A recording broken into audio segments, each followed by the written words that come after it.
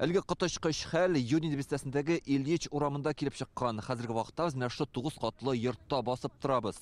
Монда хәзер коткаручылар, тәртип сакчылар һәм тикшерүчеләр эшләй. Гадәттән тыш хәл көндезге сәгать 3-нче яртыда була. Бу тирәдә яшәүчеләр әйтүенчә, 5-нче каттагы фатирда торучы ир-ат тәрәзәне ачып, ике баласын ике кулына тоткан килеш аларны ыргытам дип кычкыра башлый.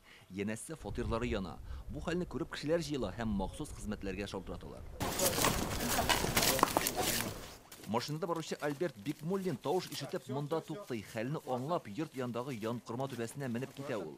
Балалар тоткан ир-атны ыргытма, үз балаларың бит дип күндереп карый. Тик файдасыз. Акрам, говорю, что ты делаешь? Я говорю, зачем? Ташлама. Ташлама, не надо, говорю. Не надо, зачем? Дети-то не виноваты же, говорю. Причем тут дети? Ага. Балалар-то маленькие. Да. Он девчонку берет вот так. Ташла, да. Я его вот прям смотрю, куда руками прям поймал и туда балдым, да, и в снег упал с ней. 2 яшьлек кыз түбәгә кар өстенә төшә һәм исән кала. Бу вакытта полиция килә, ир-атны кулга алалар. Могҗиза белән исән калган кызны аның 3 яшьлек абыйсын, 2 яшьлек энекәшен ДРКБга алып китәләр.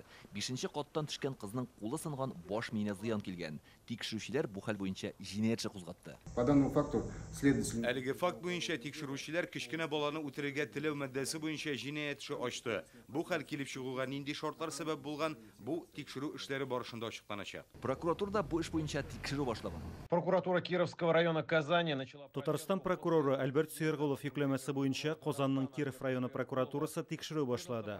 Балык булмаганнар арасында тәртипсезлеккә каршы профилактик чаралар турындагы законның үтәлүе тикшереләчәк.